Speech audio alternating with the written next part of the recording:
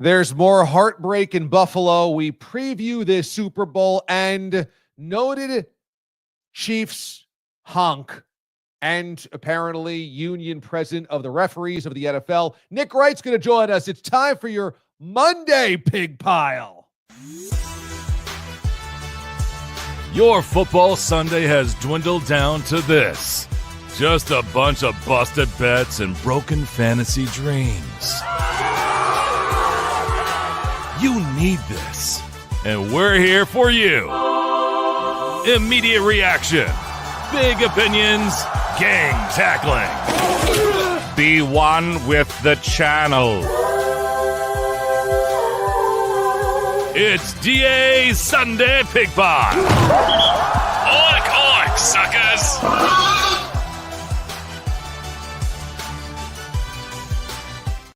That's right. We usually do this on Sunday nights, but we moved it to Monday 2 weeks in a row because playoff games were going on during our normal time slot on Sunday. So you have a Monday Pig Pile tonight. And as I mentioned, one man that might be happier than anyone else, Nick Wright, FS1's own, is going to join us for a return to Watch D.A. Live coming up in about 15 minutes from now.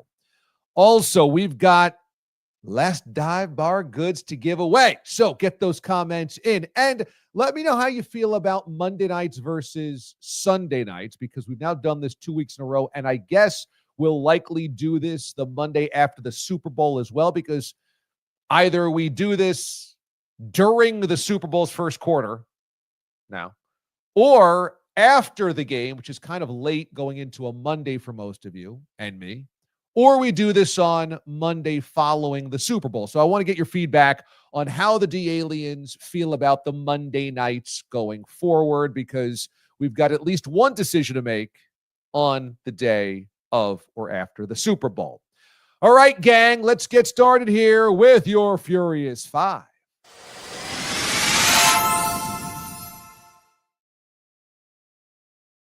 We begin the night with your Fitz Magic. Here's your best fits from the guys entering the stadiums around the NFL postseason. And I suppose maybe as we move forward, we'll do Fitz Magic for some NBA walk-ins, or maybe even some college basketball or NHL walk-ins as well. But here we go. How about Jalen Hurts? Now, I tweeted this out yesterday and said he's got some mad Chippendale Rescue Rangers vibes. But I was told that this is supposed to be Michael Jordan, where the Kangol hat, I guess, and 90s pleated khakis, which I guess, I mean, I lived through Michael in those days. That didn't hit me like, oh, Hurts doing the Michael thing. I feel like it's kind of playing Pilot from the 1940s, but I'm not here to judge. I'm just saying I didn't pick up on the MJ vibes. I feel like this is direct Rescue Rangers vibes from Chippendale, which I think is really cool. Next up on the Fitz Magic, we've got a look that is straight out of Business. And this is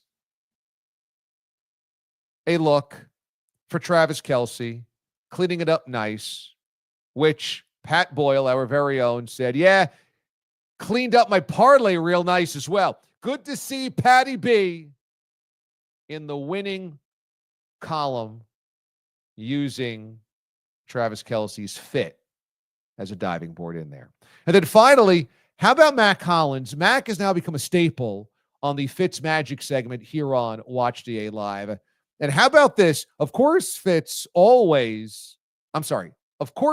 always has no shoes on coming into the stadium, but this is Animal from the Muppets. This is incredible. This is an Electric Mayhem reference. This is the Muppets band with Animal on drums. God, I wish that the Bills won this football game, because that is epic.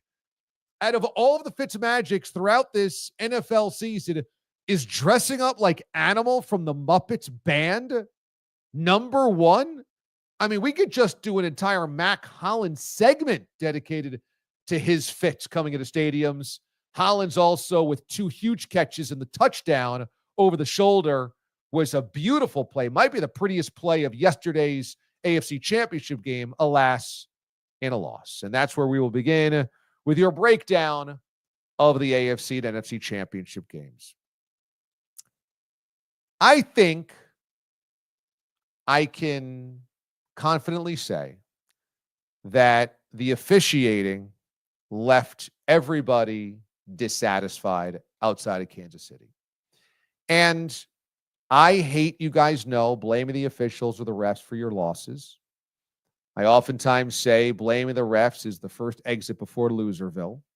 And, you know, I can't say that the two calls that were pretty big calls that went against the Chiefs, or went against the Bills rather, decided the game.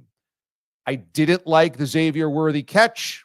I just don't like it. I don't like that a ball can hit the ground where no player has clear possession and it's called a catch. And the Chiefs scored the next drive, or the next play rather, to extend the lead from 10 to 17, right? Or from, let's see, I'll do the math here. But obviously it was a big swing. And then it was a 7-point lead, so they held them to a field goal, would have been 10, instead it goes to 14.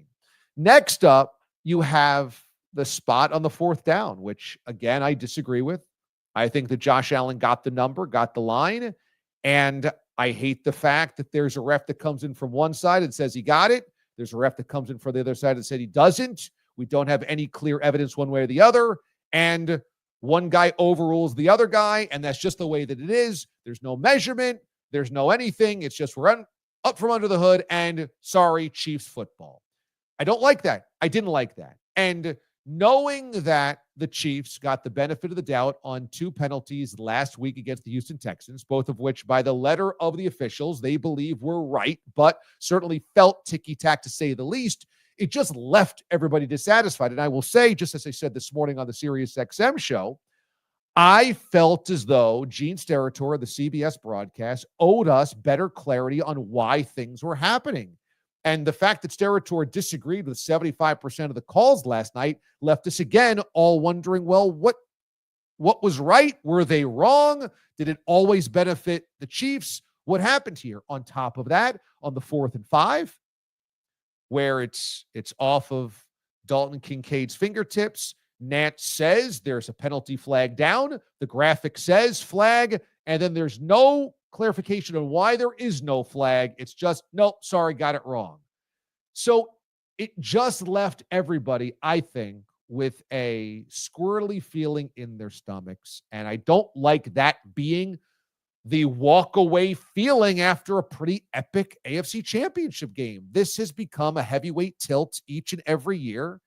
It seems to decide who's going to at least go to a Super Bowl, if not win it. I think the Bills had a really good chance at winning it this year. I think in 21, they had a really good chance at winning it if they win that 13-second game. You know, it has always felt like winner of this game should win the Super Bowl. But for the Bills, it's never been that way, that they could win and get through it.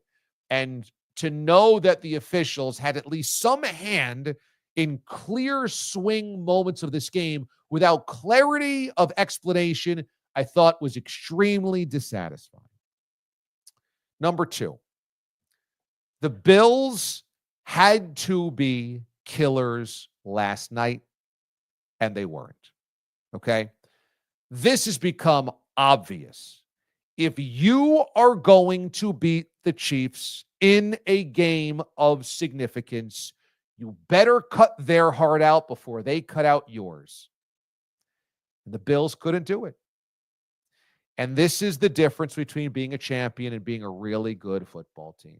And there's been really good football teams throughout history that never got or won a Super Bowl. It's because of this thing. It's because of the thing that the Chiefs had and have, namely with Patrick Mahomes. Because if the other quarterback in this instance gets the football back down 3 with 3 timeouts and the 2-minute warning, with 3.5 minutes to play, you darn well know Patrick Mahomes is going down the field and winning that football game. And instead, it was Josh Allen with that chance, and he didn't. And I thought that as great as Joe Brady's season has been calling plays, he got extraordinarily conservative when it mattered most. I don't understand why James Cook is not in that final series. I don't understand why, when Cook is averaging 9 yards per touch, he's not the one on short yardage situations. Instead, it's tush pushes that are not working. And I'm saddened for Josh Allen in many ways, because this season he played with a control that we have not seen his entire career. And that does not mean he was conservative. He had dynamic games against the Lions, against the Rams, against the Chiefs. Time and time again, we saw Josh Allen rise to the occasion and play free, in control, dominant, I can do anything on the football field style of play. And last night he didn't. Last night he never showed that. Early, he was nervous. Late, it seemed like he was tense. In the middle, that Mac Hollins throw, a couple of Mac Hollins throws, those are beautiful throws. But there's just, you got to play 60 minutes of that football to beat Patrick Mahomes of the Chiefs. You've got to be perfect, or at least better on almost every moment to take them out than they are to you. That wasn't the case. And the Chiefs end up becoming some of the greatest finishers we have ever seen in sports history. They just finish you. It is very Bulls-esque of the 90s. It is very Patriots-esque of the 2000s and 2010s. It is the type of dynasty that you just know if you've let them hang around for the game, they end you, you don't end them. And it's a bummer. It's a bummer because what is baked into the Bills' history is torture. It is torture annually. It is a history of torture. And this is just more torture. And if you are not a Chiefs fan, it is impossible not to be empathetic towards a great team like the Bills and a great player like Josh Allen that is just this much worse than a legacy-defining, history-defining dynasty. There's no shame in being this much worse than one of the greatest teams we've ever seen.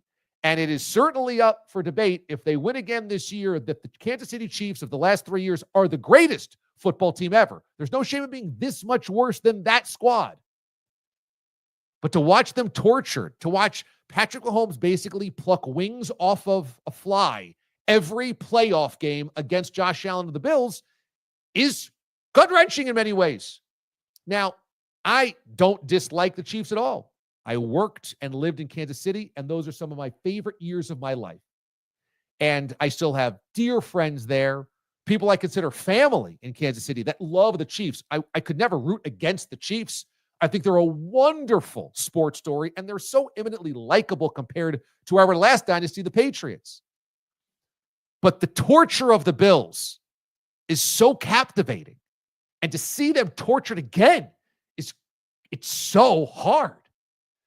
There is one man gleefully laughing at the torture, and he's our next guest. I got to spend time with him, meet him, grow to be friends with him in Kansas City at that time. You now watch him on FS1, and it should be noted, he is our most successful guest here in Watch D.A. Live over football season by the metric of views and downloads, and I'm sure he's going to love bragging about that. Our friend, Nick Wright.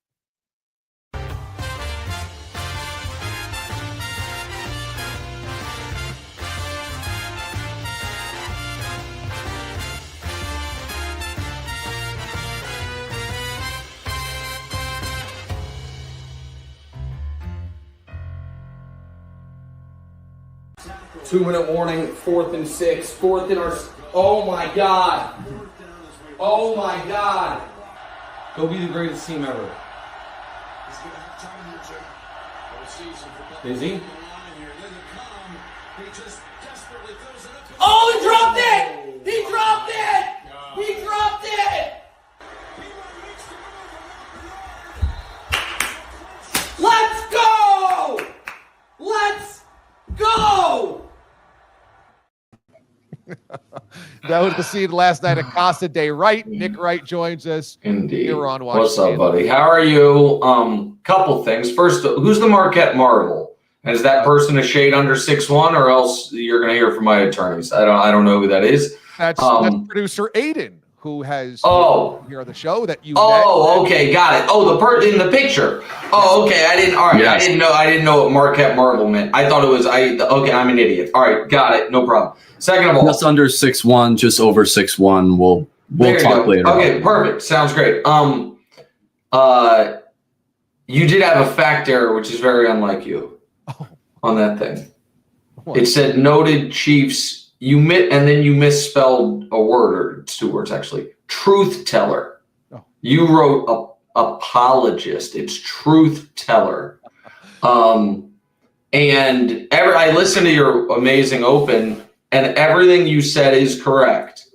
You can't help but feel terribly for the Bills and for their fans. And how torturous, unprecedented. No one's ever lost the same quarterback 4 times. People think, oh my God, Brady tortured Peyton. Brady beat Peyton twice ever in the playoffs, 2 games ever. So yeah, all that's true. Which is probably why the Bills shouldn't have traded Patrick Mahomes to the Chiefs. Well, I think they probably shouldn't have done that. And up again, nice. And listen, I don't know the sports media scene during the roaring 20s, but do you think a lot of people were like, oh, let's feel bad for the Red Sox because Babe Ruth always kills them? It's like, no, you shouldn't have traded him to the Yankees. I don't know why I'm the only person who seems to find this interesting. Well, the Bills traded away Mahomes, and Mahomes beats him every year. Okay, so let's clarify this for those that are uninitiated. The Bills held the draft pick where he was selected by the Chiefs. The Bills traded that pick to the Chiefs and traded out of that slot and picked up more picks. Now, they picked Josh Allen ensuingly, so... How's that working out? Well, I think pretty well, aside from when they played the Patrick Mahomes Chiefs. I would say the flip side of that is, say it's the single most disastrous thing that's ever happened to him. Okay. All right. Beyond that, I'm just saying. Sorry, they just traded Patrick Mahomes, and now he beats him every year.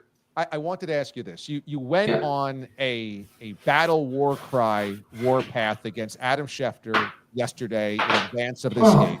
Schefter tweeted out, which were facts about how many penalties have gone for the Chiefs versus against their opponents in the postseason. And my only question to you is, do you feel a responsibility to defend the Chiefs because they are your hometown team, and thus, if somebody comes after them, you feel like the weight on your shoulders? Or would you have done this as an unbiased observer if you were a Steelers fan or a Colts fan? Well, I can't answer that hypothetical. What I can answer is I was not responding to his tweet that were the facts. That's not what I was doing. And I think that's a misleading framing, to be totally honest. There's a million facts out there, and you choose on an NFL Sunday what to publicize. Like, here's a fact. The Philadelphia Eagles have been penalized less than their opponents in 8 consecutive games. That's a fact. Nobody cares. I was enraged already because he had an article, not a tweet, an article that I thought was one of the poorest pieces of journalism I've seen from a mainstream media reporter, where he says relief is on the way. He writes that in the article for football fans about the scourge of roughing the passer penalties, and the Chiefs saying the NFL might make these further reviewable. And to write that article and not include in the article the first one in the Texans game was reviewed. It is already reviewable, and it was upheld. The second one, the league has said, if it were reviewable, would have been upheld. That's not doing your job. What that is doing is letting the tail wag the dog on what the news of the day is, which is you have sports media is more than anything else directed by Twitter, because all of us are on it. Twitter's algorithm really, really rewards some of the worst actors. those folks, at least, and this is why people said I went after Schefter. I didn't really go after him. I sent a couple tweets, but the thing that people thought was too much was I included his publicly reported salary of $9 million a year. And the reason I did that was to make a point. ML football and Dove and JPA football are out-of-work losers who make all their money off engagement bait. So I kind of respect the hustle. You've got to do this. This is literally how you make money. But, if the direct deposit's hitting at roughly 350 grand per, then probably you don't need that $1,800 a month that you're going to get from Twitter because that tweet really cracked. And I thought it was. And the other piece of it is this. I'm a diehard football fan. This was one of the greatest storylines going into a game I could remember.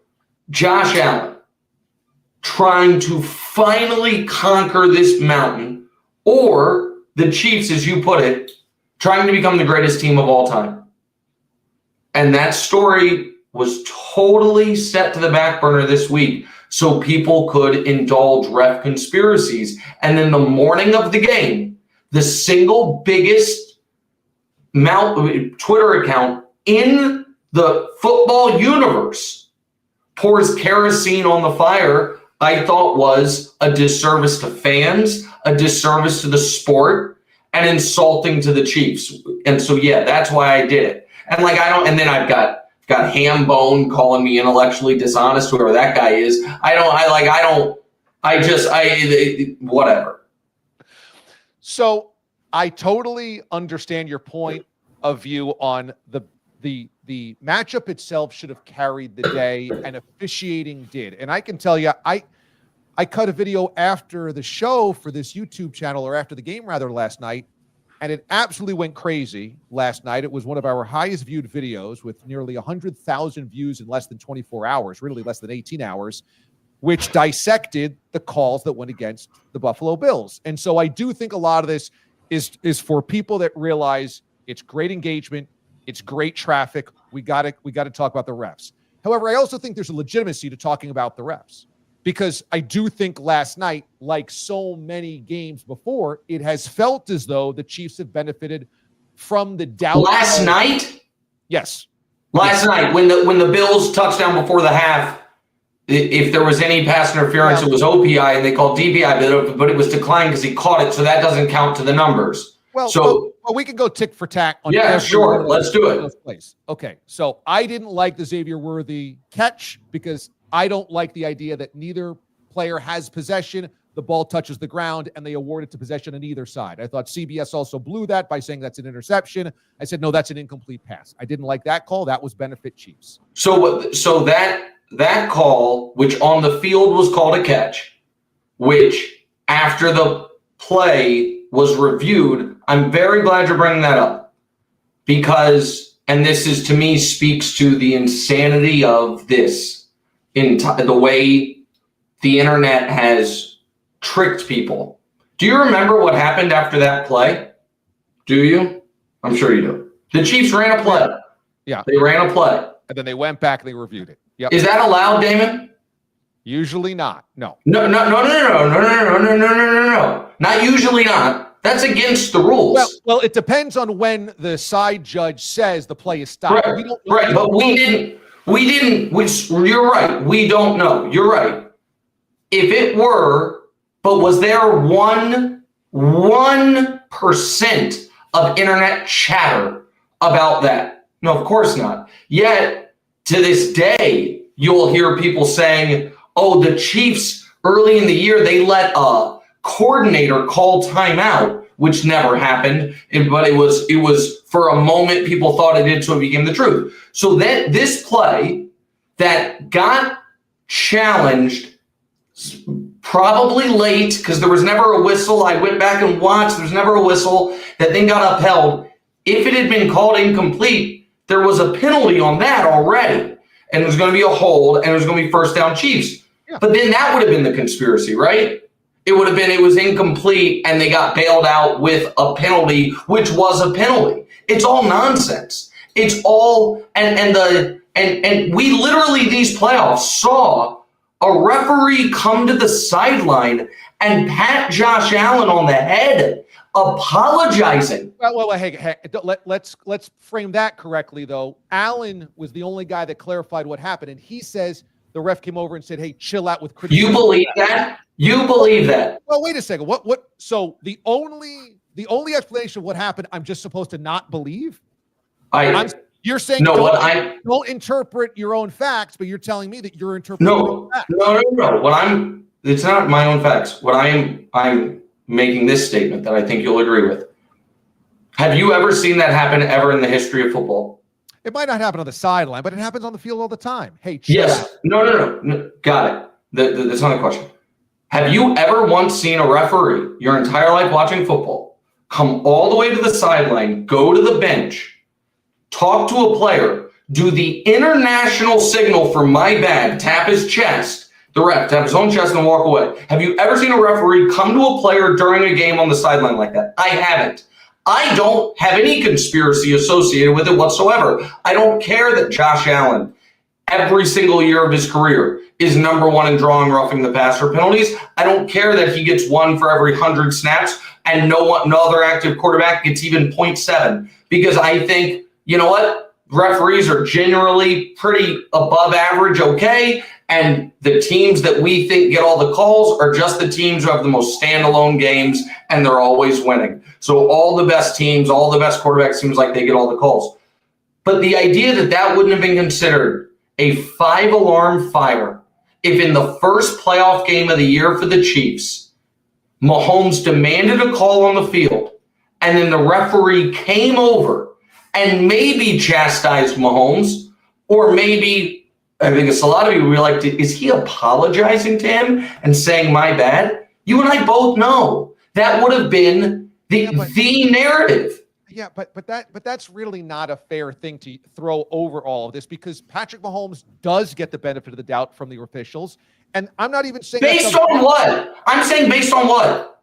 Well, are you telling me that you don't think the officials, just like Tom Brady, just like Peyton Manning, and just like so many other Hall of Fame quarterbacks, get the benefit of the doubt on roughing the passer calls? So do I think he gets a better whistle than Will Levis? Of course. Do I think he gets a better whistle than Josh Allen? Of course not.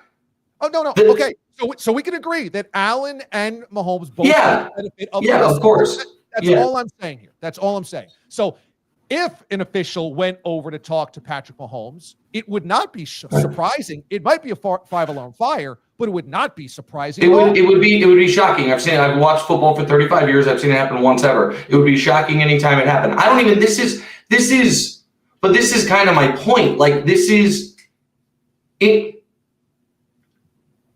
Anyone that has watched the Chiefs the last 3 years and is ascribing, it's like, hey, in one bucket of the success is greatest quarterback, best coach, best defensive coordinator, amazing all-time defensive tackle, all this stuff. And the other one is, well, they did get that hold in the Super Bowl that the guy after the game said, yeah, I held him. I hope they were going to let it go. It's all, to me, it's foolish.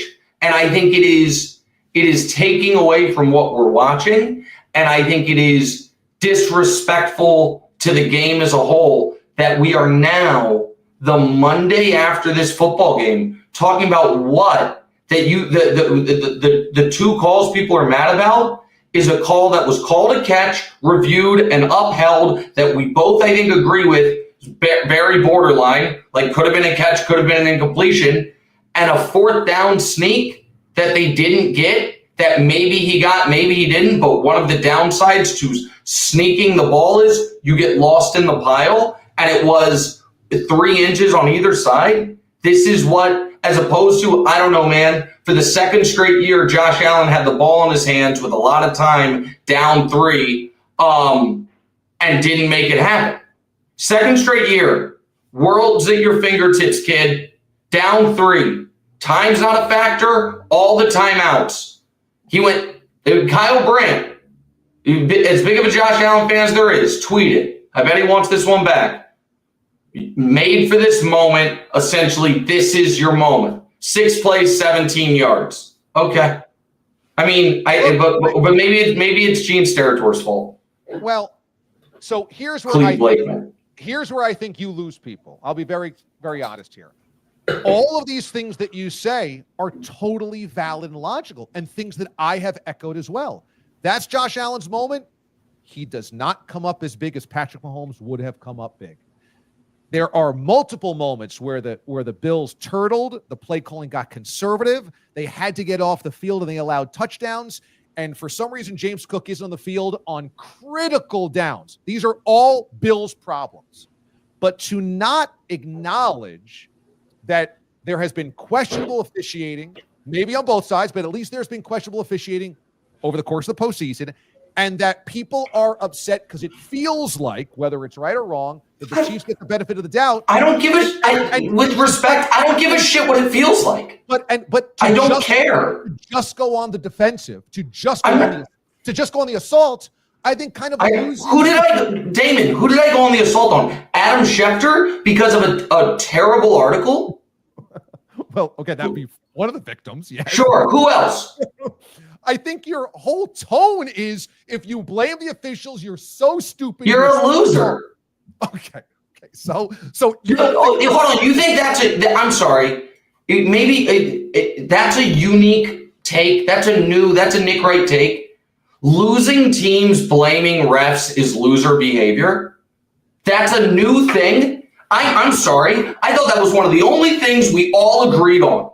Was blaming the refs is loser mentality. And doing what the Texans did, which is pre-blaming the refs, is outrageous. And again, you're trying to act like I'm arguing a point I'm not arguing. There's bad calls in every football game, man.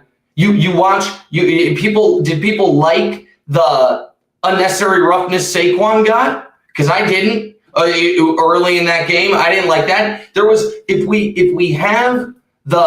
I thought the Ravens got absolutely hosed by a wildly important DPI penalty at the end of the first half against Buffalo last week. That might have really changed the whole tenor of that game. My frustration is every standalone football game we watch, like, man, that's a big missed call. Man, that's a big missed call. The only one that gets ascribed conspiracy and it becomes the A block or the B block of the story is the Chiefs. That's what I'm saying. How much time was spent on the DPI in the Bills-Ravens game? 2 minutes? It was exponentially more impactful than anything that happened in the Chiefs-Texans game. Totally fair. But so let's go back to the fourth down spot. Because you're a Chiefs fan, you might not feel this way. But I think if you're just a football fan, you want clarity on why one guy can line up as a first down, one guy gets spotted as not a first down, and there is no clarification of why one gets overruled. And I think Steratore did a bad job of not explaining this. I think CBS constantly did a bad job last night of not explaining why things were going the way that they were. But that's a pretty crucial moment of the game. Now, the Chiefs defense collapses after that. The Bills defense. That's a Bills problem. They allow the touchdown. That flips the momentum. But could you see, as an unbiased fan, wanting just to understand what's going on in a massive game at a crucial moment, why something like that happens? Yeah, of course. But I don't understand why anyone would jump to rigged. What you had two refs. One ref ran in on this side of the 40. One ref ran on this side of the 40. They talked.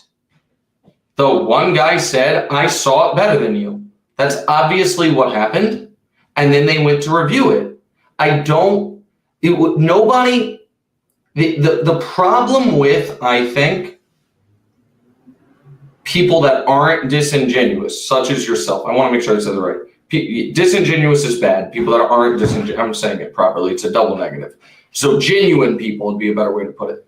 The problem with genuine people carrying this torch is if we carry it to its full logical conclusion, what are we saying? Now, disingenuous people will just be like, it fixes it. Fine. What are we saying? Like that you had a spot. It was as close as it could be. We see this happen. It's not, and this is the other thing that I feel like smart people make themselves dumber for the sake of this discussion. You see something like this happen all the time. This guy says catch. This guy says incomplete. They get together. They don't then say, I don't know. They make a call and then they might review it. One guy always, if there is a disagreement, one guy always says, I saw it better. Or I know I'm right. I've never been an official. You can have an official on and say, is it actually about seniority? Maybe it's not who saw it better. It's that you're a 3V and he's a 6A, so his call goes. I don't know. But that's not complicated. Like that's the part of this to me that is so maddening. I tweeted out all 7 of the roughing the passer calls Patrick Mahomes has gotten in this absurd sample that Schefter used because he had the beginning point be right after a game they lost penalties 9-1. So like that's another reason. It's not even like, wait, did they win all the Super Bowls here? No, it includes 2021 when they lost the playoff game. It's not just a winning streak. No, it was an arbitrary start point because the Super Bowl they lost in 2020, the penalties were like 9-1 or 9-2. But set that aside. What are we? So you have 5 roughing the passer penalties, 4 of which are clear as day, undeniable. One of which was you'd be like, I bet that's one Mahomes and Allen get and Will Levis doesn't. None of them are like, that was phantom, that was ridiculous. And then you have the 2 in the Texans game. So like, is this about that? Or is this about the fact, because here's my general thesis, Damon. The reason the audience is so prone to accept this and want to believe it is because the vast majority of sports media has been for 2 years explaining to the audience, actually, this Chiefs team is not that good. Last year, worst receiving core, oh my God, they've never run a road playoff game. Oh, they're going to lose to Josh Allen. This Ravens team's underdogs in all 3 playoff games, win the whole thing. People briefly make amends this year, and you know it, and people will try to revisionist history it. Worst team of the Mahomes era was thrown around. Worst one-loss team of all time. All these things. And so these people have staked out positions that make them look like fools. The audience has been told, this team's good, but not great. And now it's like, holy shit, they're favored to go to the Super Bowl? How'd that happen? You guys told me all year this team wasn't that great. Now they're 2 wins being the greatest team of all time? Well, the only way a team that's good but not great could be on this type of run is with some, extra help. And I find it, what would have been easier? If people would have just been like, yeah, turns out that playoff gear that all the great teams ever have had, this team has it. Turns out the thing that we always complimented the Patriots for, well-disciplined, no pre-snap penalties, don't beat yourself, championship teams have it. And it's not scandalous. And oh yeah, does a league that changed the rules. But Tom Brady got his knee blown out, they massively changed the rules. Aaron Rodgers got his collarbone broken, they massively changed the rules. Does that league, either consciously or subconsciously, take a little extra care of its star quarterbacks? Yeah, of course. Does that have anything to do with the nonsense that has been polluting now 10 days of talk? No.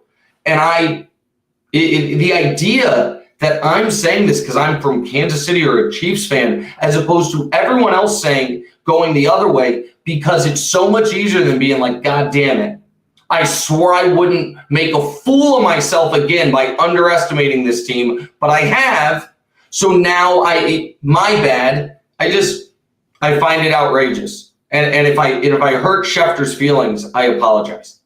Well, it's an interesting thesis on why this happens. I tend to believe this is just the culture we live in. I see my dad on YouTube watching like silly videos, and he comes out of them with conspiracy theorists, and I'm like, Dad, what are you watching? Why are you thinking this? I just think that's everywhere. Social media, YouTube. And so the sport is rigged is not something new, but it takes hold deeper now because that's the algorithm, as you just said. Certain algorithms, that it values that. It benefits those voices. But, if this was the Patriots doing this, which it did happen, we said the same thing. The refs are in the Patriots' pockets. They always get the benefit of the call. I think you're particularly sensitive because you love the Chiefs, and a lot of things you say are very right about the Chiefs. They are so superior at so many things. It is ridiculous to keep betting against them or picking against them. It's utterly absurd when people keep doing it.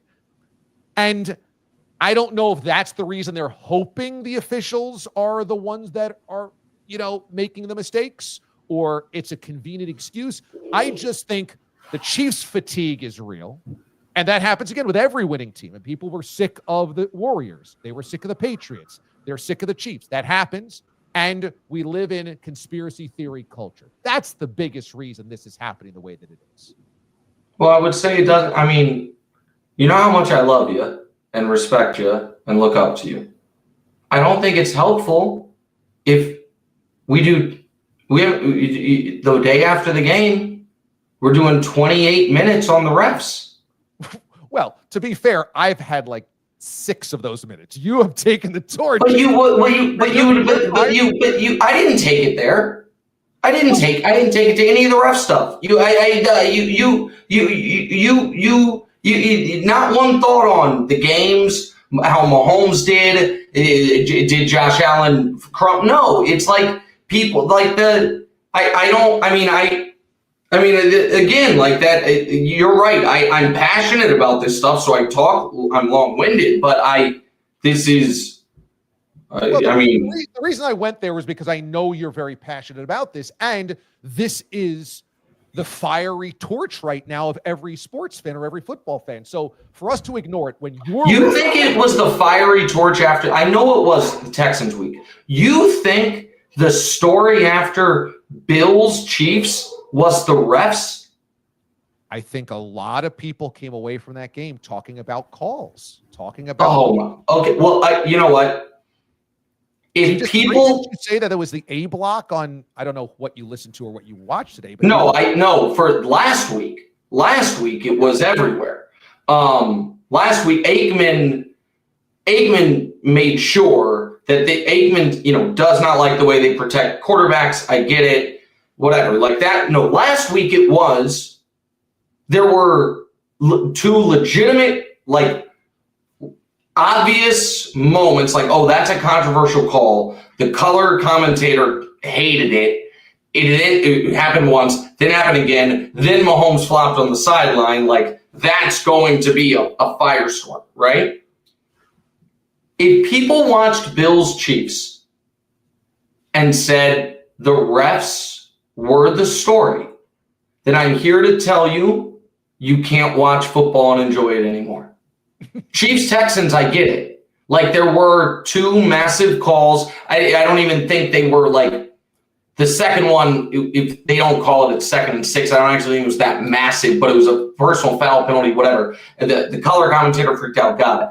If you watched Bills Chiefs, you're like, these goddamn refs, then your brain's broken and you're not going to be able to enjoy watching the Chiefs play football because there are too many judgment calls in games.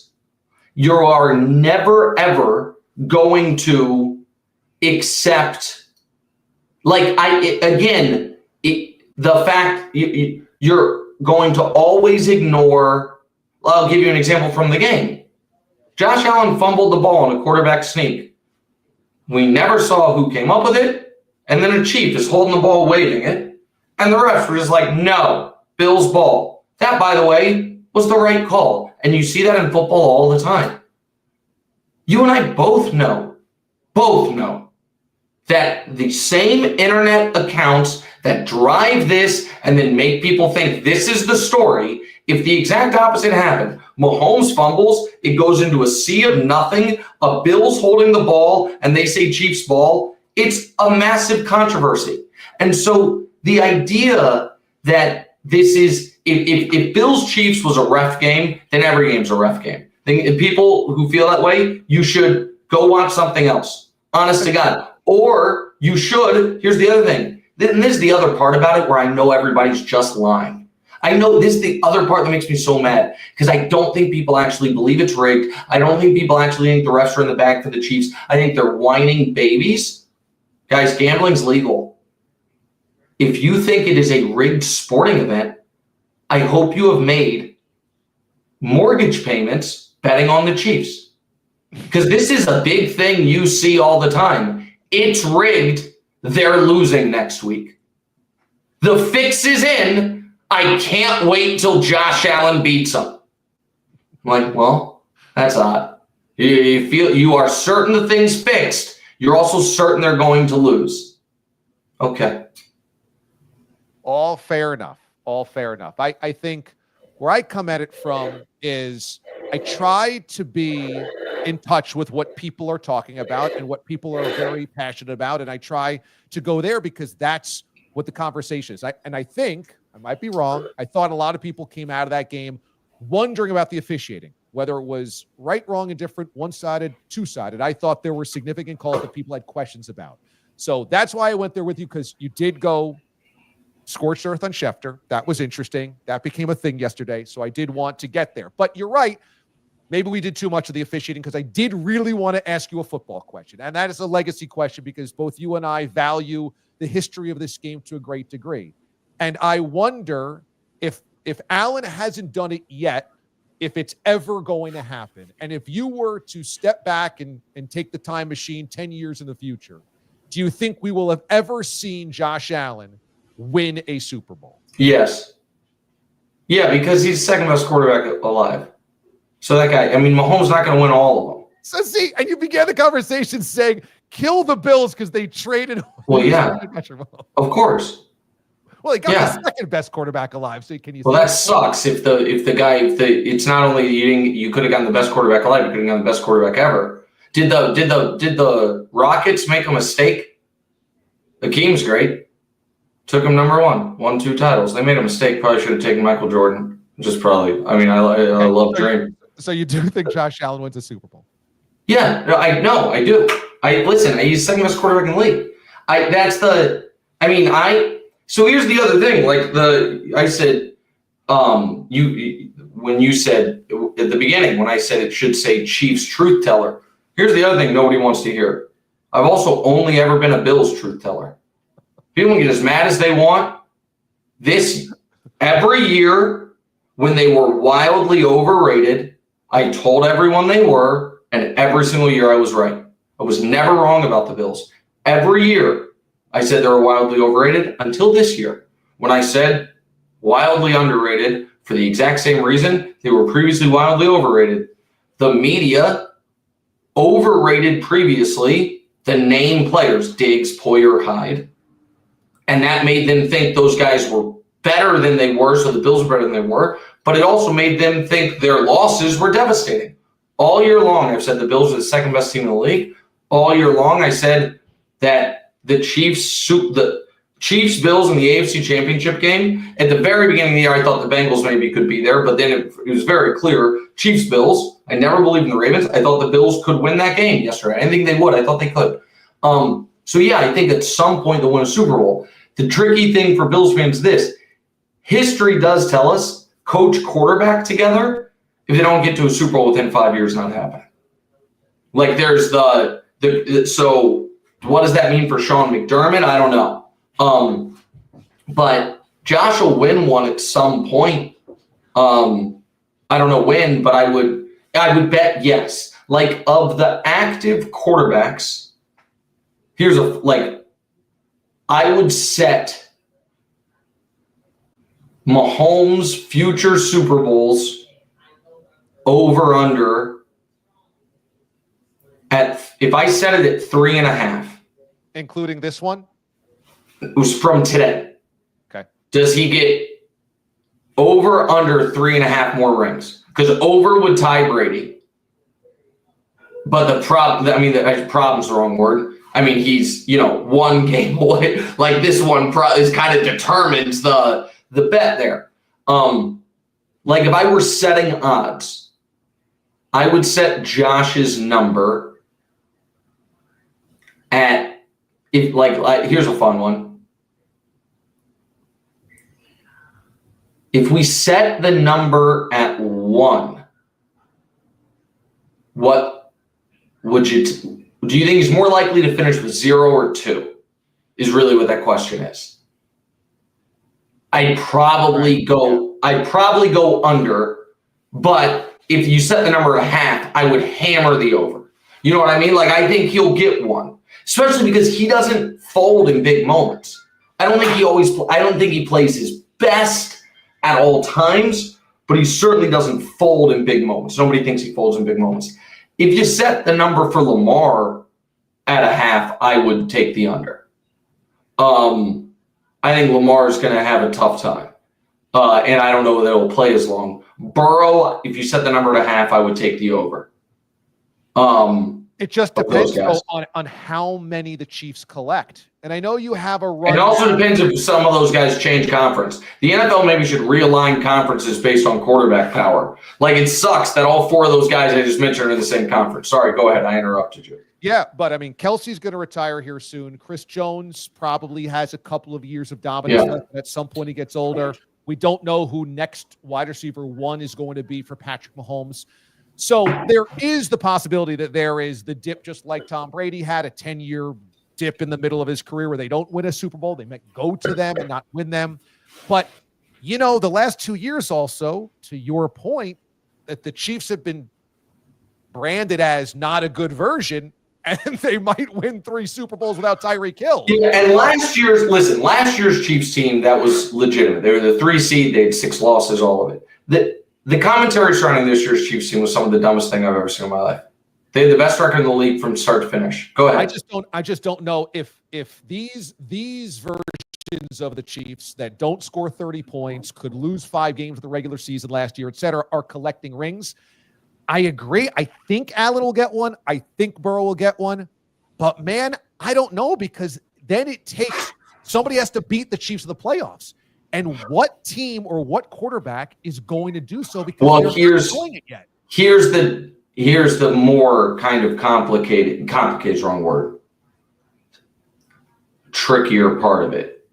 You have to beat Mahomes and then not mentally treat that as your Super Bowl. You have to beat Mahomes and then win the Super Bowl. Yes. Like that. And that is forget whatever you think of the strength of the Chiefs, whatever. I guarantee the Eagles desperately wanted the Bills to win that game. Desperately.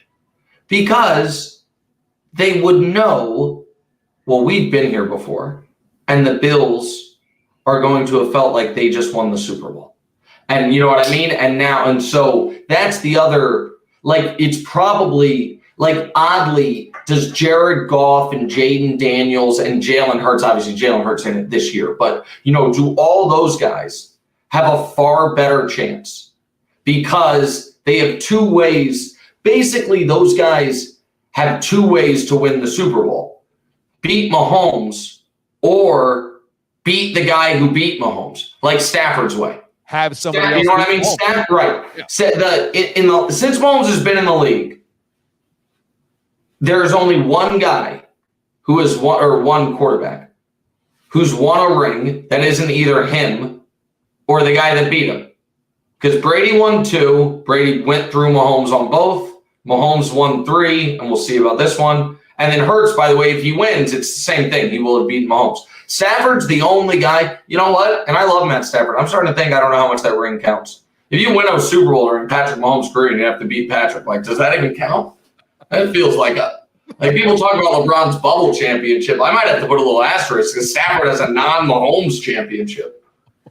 And it defies logic that somehow the Chiefs led 21-3 in the AFC Championship game at home and lost the football game in overtime. And that's the only thing. And again, the world changes. But that's the only reason they haven't been to 6 straight Super Bowls. Totally.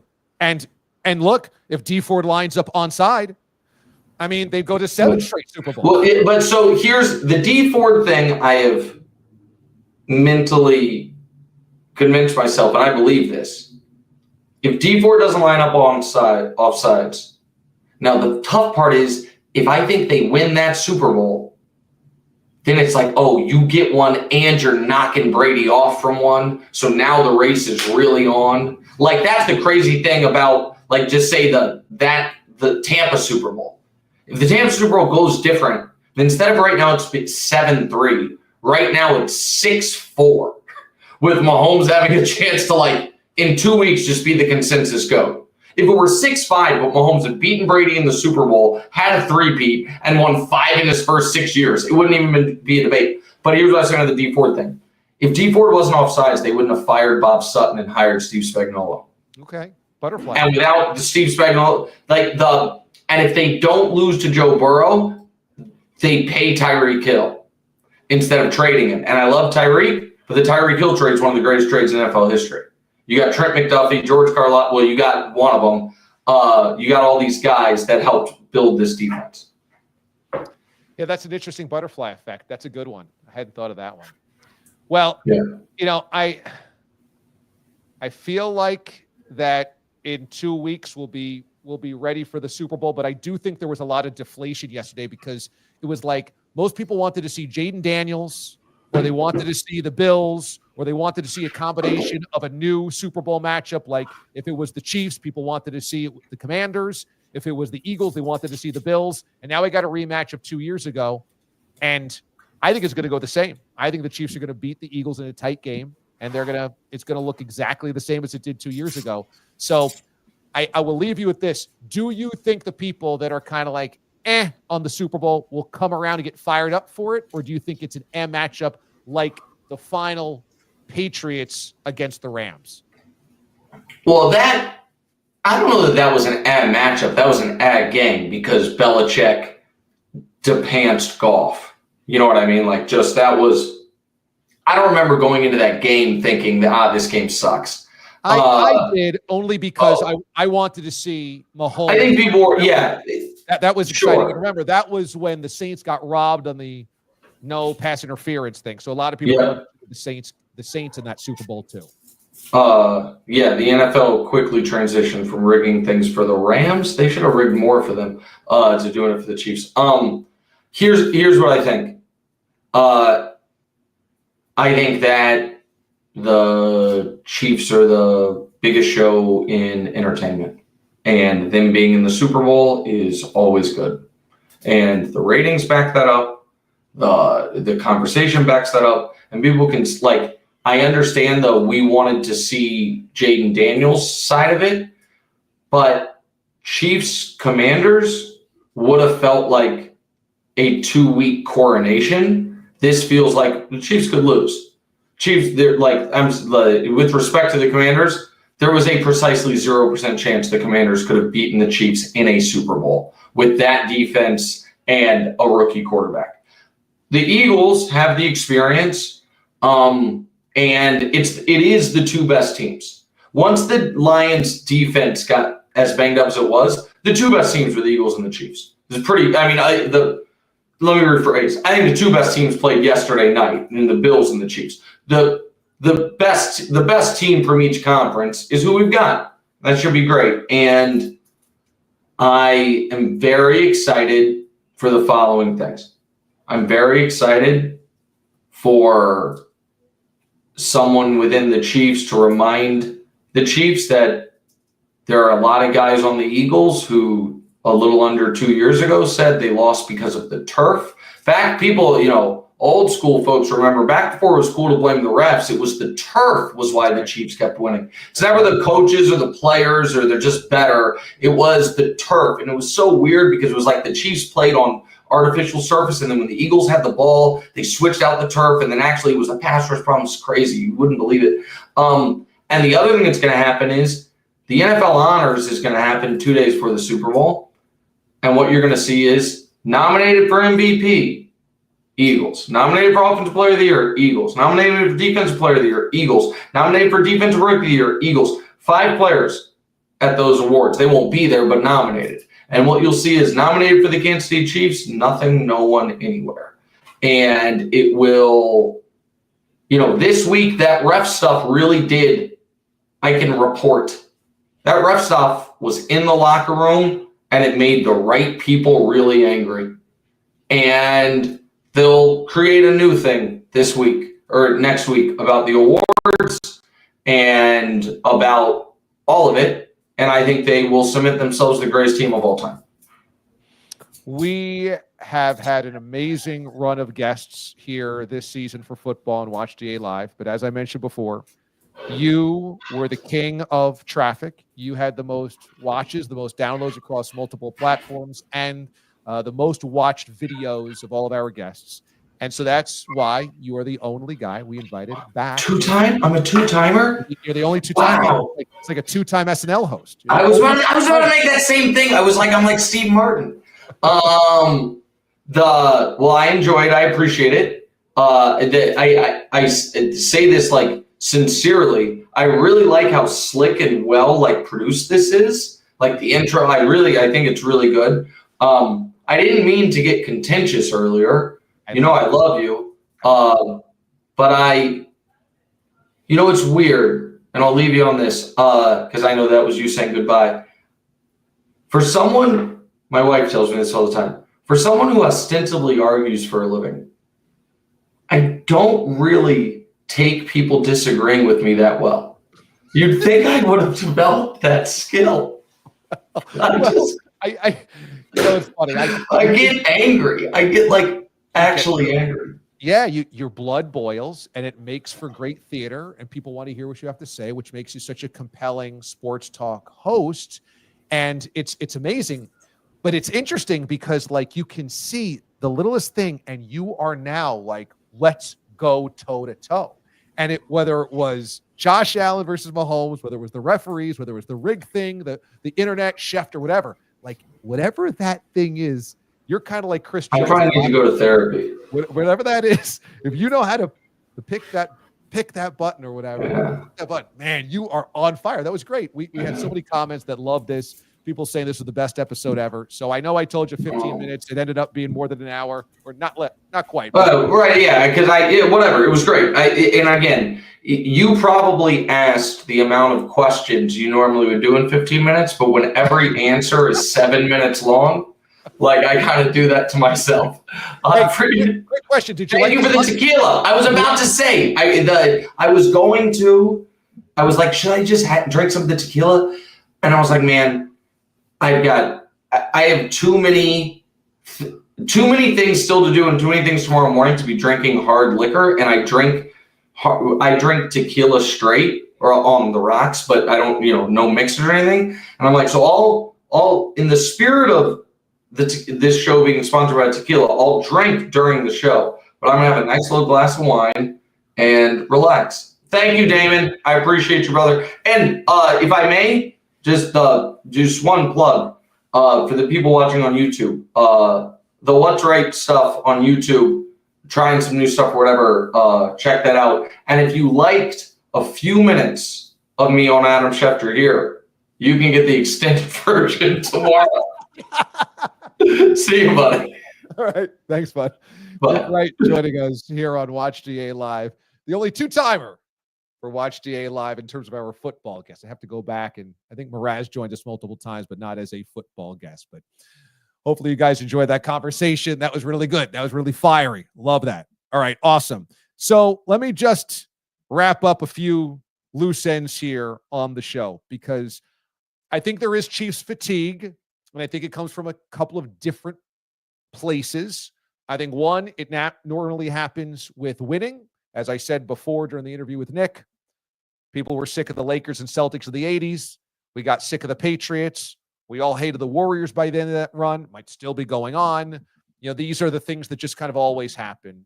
People were sick of the Cowboys of the early 90s. People were sick of the Yankees of the 90s and 2000s. This is what happens. That's just part of what comes with the territory of winning. I think the second part is the Taylor Swift effect.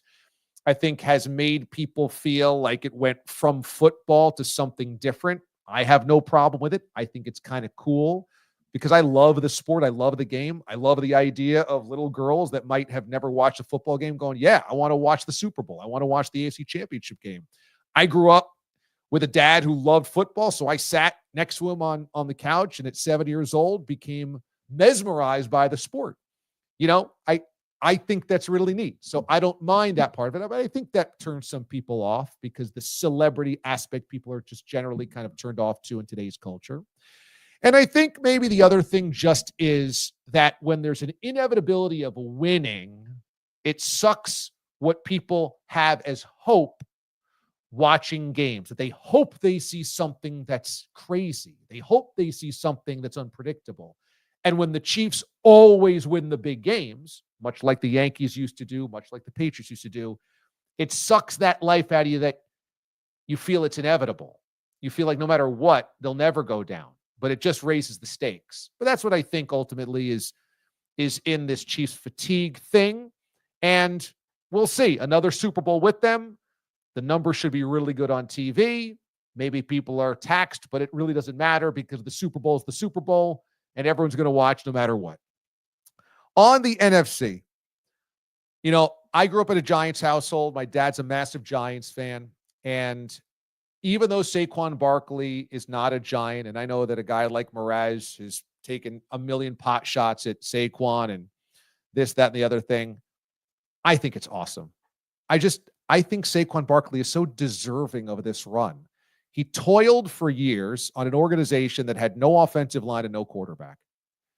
The fact that he finally gets both of those things and an elite defense and a team where his offensive line's clearing holes for him and he can just be himself, the dynamic, wonderful running back that he is. And he's a good guy. He's a family man. He's a good dad. He was a great teammate with both the Giants. They miss him. They've talked about how big a void there is in the locker room. We've heard from Penn Staters that say he was amazing around Happy Valley. Like, I just think this is such a wonderful vindication for him. So to me, that's one of the coolest stories about the Super Bowl, that Saquon Barkley dragged through the mud for half of his prime, more than half of his prime. He's 27 years old now as a running back, and finally arrives at this doorstep and is taking advantage of it. That's really neat to me. That's really, really, really cool to me. In New Orleans, I will be down there. We're going to be doing a full week of shows for SiriusXM's The D.A. Show with Babchick. Radio Row. Now, in previous years, Radio Row has been open to fans, that you could come through, buy a ticket, or not even buy a ticket, it might be free, and just mingle and come up through Radio Row. I met plenty of listeners over the years, Atlanta, San Francisco, Houston, just listeners coming up and down and saying hello and stopping by. I'm not sure about the rules this year, but it's going to be the New Orleans Convention Center.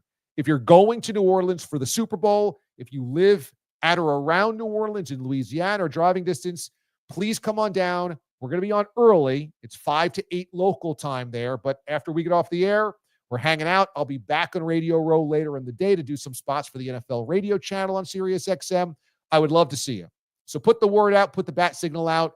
If we have D-aliens anywhere around the Super Bowl, or if you're an Eagles fan going down, a Chiefs fan going down, please find me, hit me up on social media, or come to Radio Row. I would love to say hello. And who knows, I might have some swag for you. Okay? I might just have some swag for you. I wanted to also mention that on Sunday, if you're down there, there's going to be a Guy Fieri tailgate. He does this massive party. They've got local food vendors. They've got musical acts, a big stage. It's just going to be epic. He does this at the Super Bowl every year. And of course, Guy has Santo Tequila. This is his signature tequila. And they have been amazing sponsors of Watch D.A. Live. They sent all of our guests a bottle for joining us here on the program. And so I'm going there, and it's going to be awesome. So if you're in New Orleans, please come by. It's a free ticket. You just got to go online to Guy's Flavortown Tailgate. Go to the website. All you got to do is register your name, and you get a free pass to this thing. And so it should be badass. I mean, really, really cool. So it's noon until 5 on Super Sunday. Come on down, party. I'll be there. I can't wait to see it in person. If you can't make it, I'll be documenting the proceedings. So coming up after the Super Bowl, you will see what the party was all about. But if you're there, you got to come down and say hello and be part of it. Again, it's free. So eat, drink, be merry. And Santo Tequila is a delicious drink. And we appreciate their support very, very much. It's time for some Last Dive Bar giveaways, okay? And so we have some LDB merch. I got to tell you, I've got T-shirts to give away from Last Dive Bar, but I also got a new box that just showed up from Brian of the gang over there. So I'm very excited about this. And Brian and I have had ongoing conversations about Watch D.A Live merch. If you have ideas on merch, things that you would like to see, hit me up, because right now we're brainstorming and getting the artwork together and putting it into motion. So I've got some creative ideas, references to the radio show, references to the old radio show, references to Watch D.A Live, all the things that we say and we do and we laugh about and we joke about, the family atmosphere here. It's coming together for merch, and it's going to be awesome. So yeah, if you have any ideas, please send them my way. I'm all ears right now in the comment section, on my social media channels, or on email, watchdalive@gmail.com. Mr. Aiden Hatton, the Marquette Marvel, because of his esteemed career at Marquette, has our winners tonight for our comments of the night.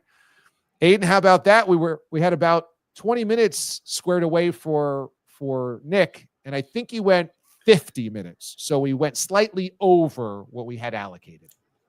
Slightly over double, actually. I think you missed a word, just like how Nick tried to say that I missed a word in my animation leading up to him. I will note when he comes back as a soon-to-be SNL 3-timer that he is not a Chiefs apologist. He is a Chiefs truth teller. Teller, yes. That's the line of demarcation.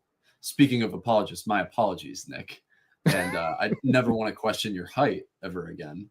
It was a great time meeting you with us in the same room.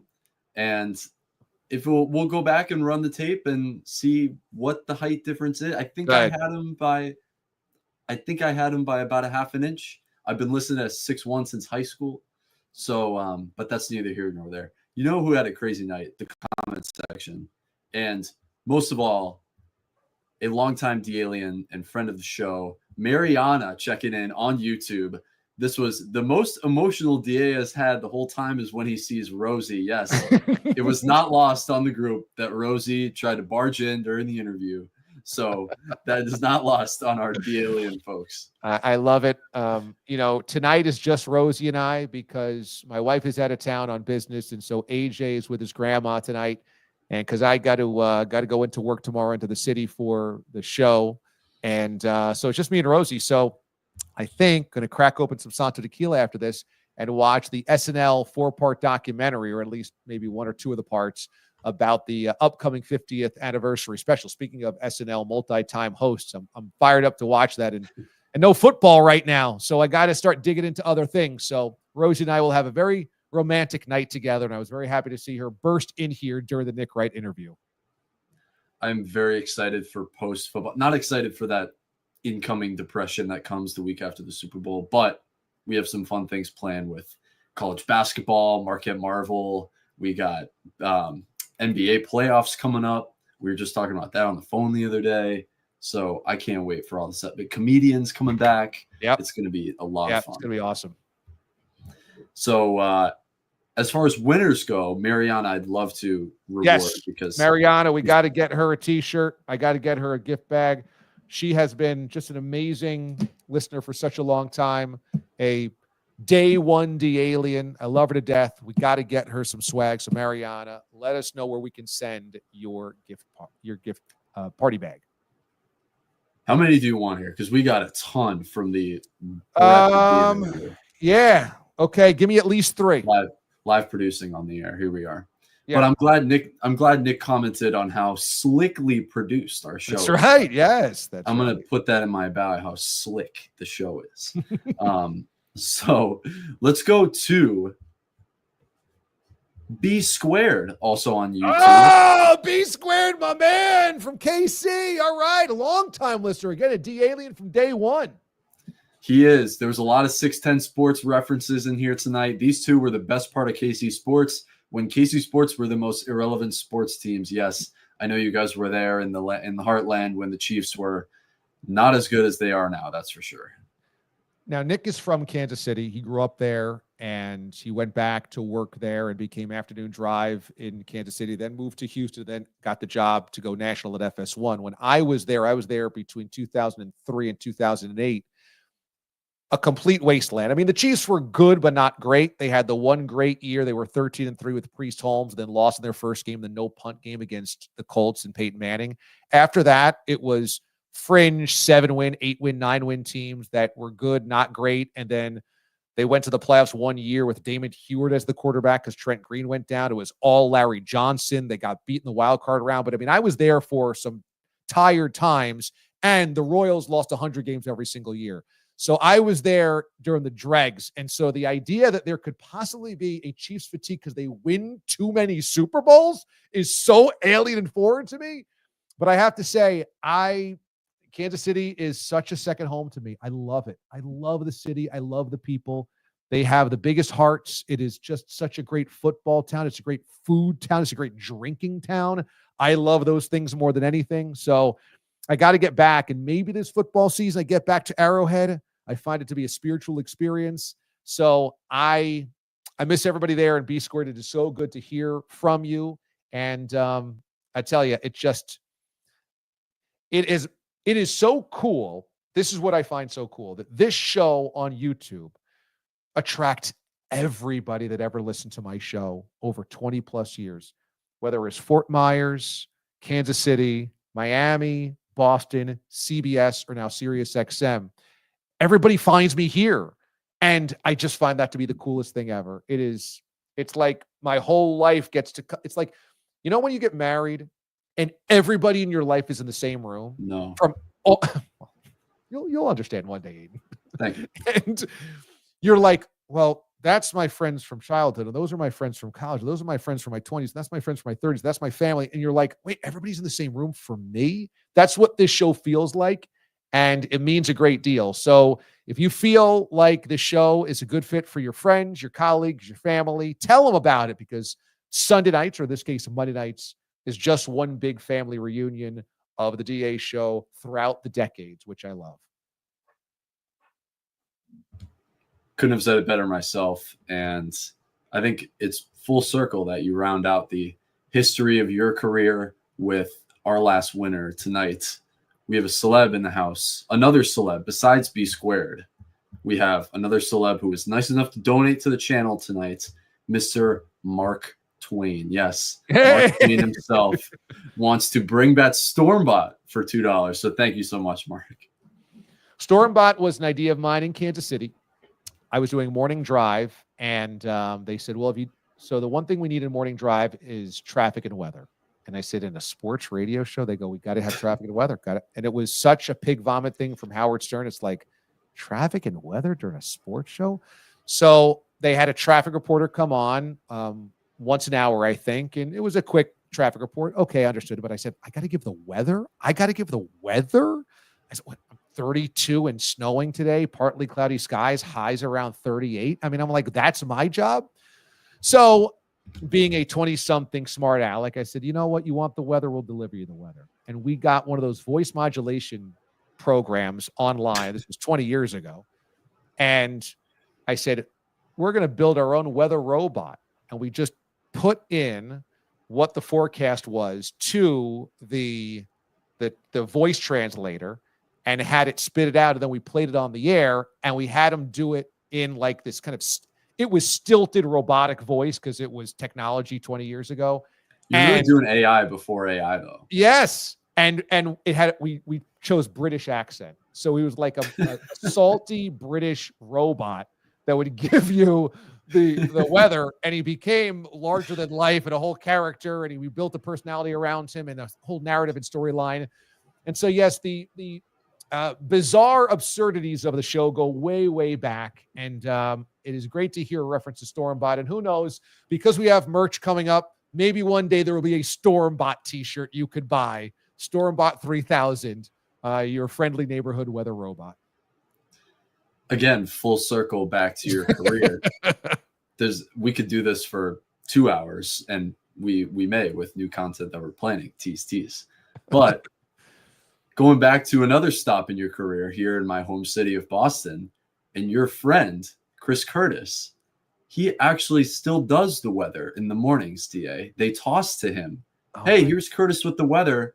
High of 25 today, winds in the 30-mile-an-hour range. It's going to get to low in the teens today in Boston." Break. So that still happens here on Boston Sports Original WEEI as I'm driving around listening in the morning. Chris was my producer for 4 years when I was working on 98.5 The Sports Hub in Boston doing evenings. And we had a lot of fun, man. And it is so cool. Yeah, he's producer now on Morning Drive. So he moved on up over on WEEI, and that is awesome as well. So yeah, that is awesome. I love hearing that he's being forced to do weather. I'm sure he's just got to be rolling his eyes at the suits as well. Oh, he relishes in it. He's so many good ideas. I believe his X/Twitter bio is chief meteorologist. So nice. Maybe we could create a new role here on Watch D.A Live for I love it. chief meteorologist to compete with him. I love it. But yes, for all of our winners, email watchdalive@gmail.com or get in touch with either of us, and we're happy to hook you up. Love it. Let me get to this comment as well, as Matt tweets it. And Matt's been awesome. He's always commenting on all the videos on YouTube. I've watched DA for 10 years. I've never seen him so irrationally up in his feels over a game. You know, there was a couple of things that really bothered me about last night's game. And it had nothing to do with the Chiefs winning, because I don't dislike the Chiefs at all. And I really appreciate Mahomes and his spot in history and the way that the Chiefs play and the way that the Chiefs win. I feel like there's a lot of joy in their game and in their organization. And I love the fact that that's the way that they play and that's the way that they act.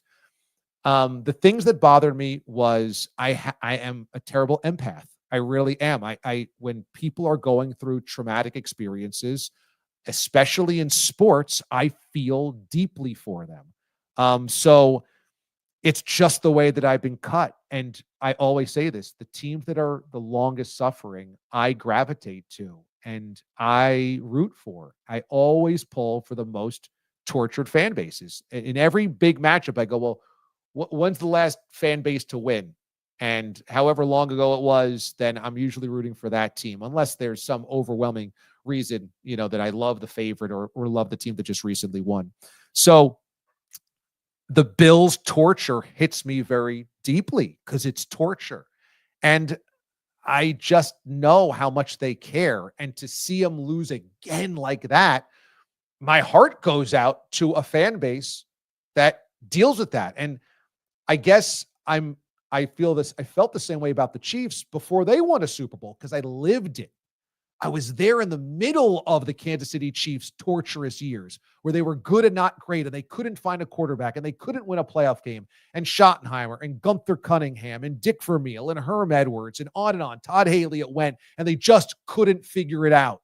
John Malkovich before that. They couldn't unlock the puzzle. And even with Andy Reid and Alex Smith, they were never going to win a Super Bowl with Alex Smith.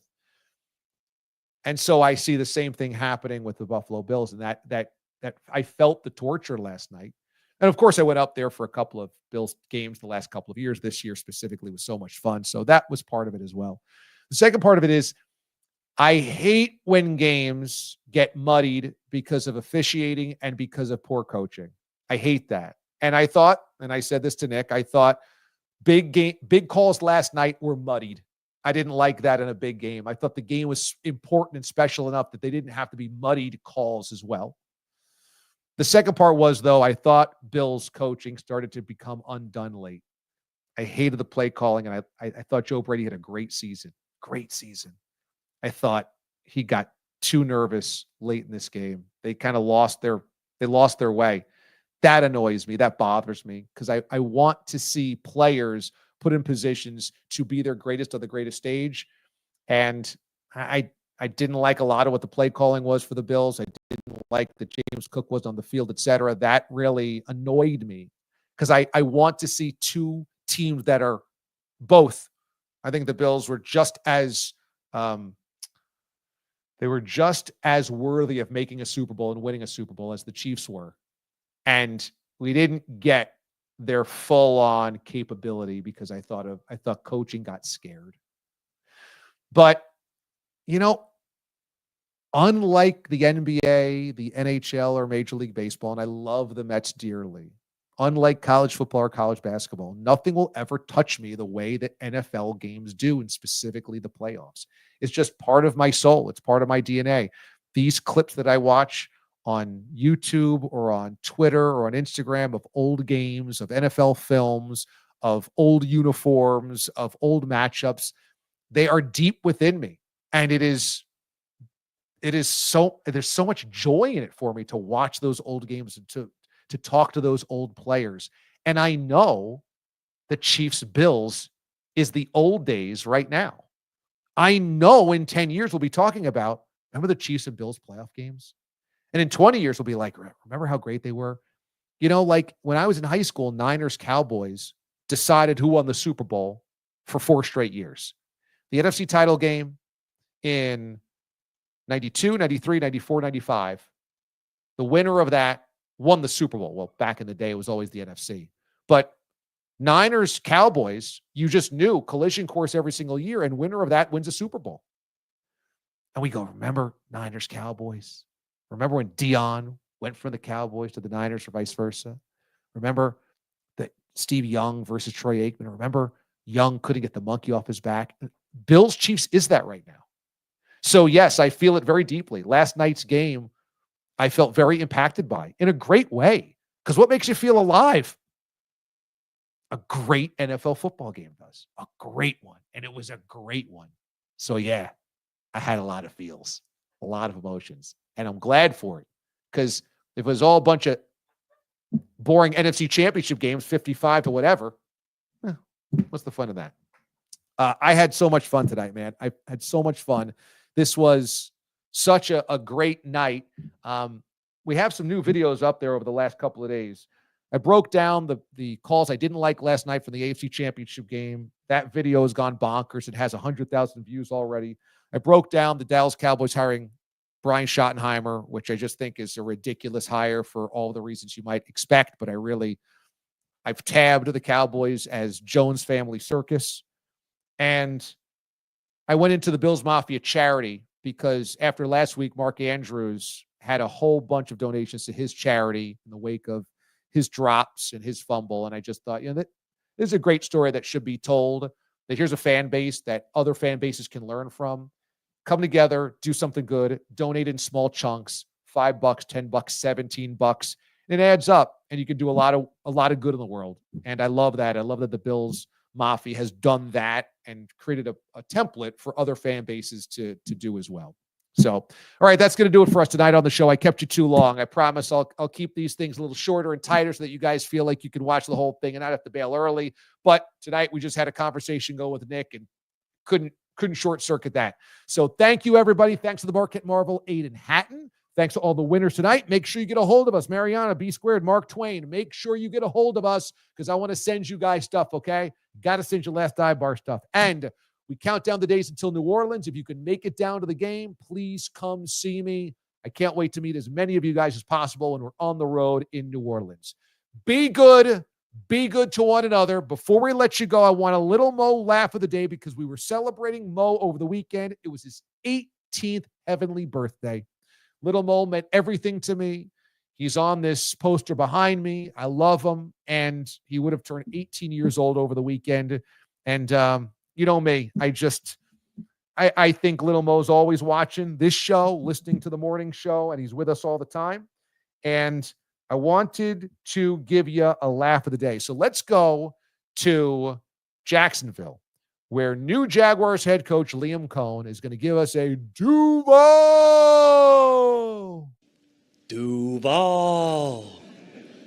3, 2, 1.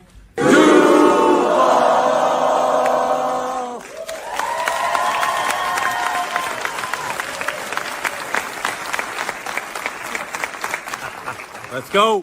Duval. Yeah, that first one's not nearly as good as the one with the entire crowd. Duval. No. Duval! You got to get into it, Liam. Come on. So that led us to a moment with the Raiders hiring Pete Carroll, and I think there's a Marshawn Lynch in the background. Let's play this. I know that we have a good draw for people from out of town. There you go. That's what I'm talking about. Hey, Mark, settle down a little bit.